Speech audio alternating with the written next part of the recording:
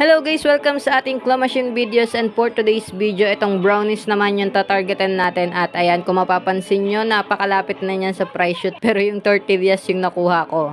So ayun guys, bakit nga ba ito yung tinarget natin? Dahil bukod na nga sa malapit na sa price shoot yung mga item, is kung mapapansin nyo, napaka-apaw na nung mga item. So ayan, kita nyo naman, nagpagulong-gulong lang yung item. At dahil nga apaw yung mga display, hindi maibato ng claw yung item papalayo dun sa dulo. Kaya ayan, kahit na ibato yan, is mas lalo pang lumapit sa price shoot yung item. So, eto na nga yung pangalawang big oven brownies na nakuha ko. Napakasulit nga ng laro ko dito kasi ilang try lang nakakuha talaga ako ng item. Bali, ang binibili ko palang token dito is yung worth 300 pesos para 100 pieces na token na siya. Dito naman sa sunod na tira ko, tuwang-tuwa ako kasi hindi lang isa o hindi lang dalawa dahil tatlo pa yung nakuha ko sa iisang tira lang. Ayun, di ba kita nyo? Sabay-sabay nang nahulog.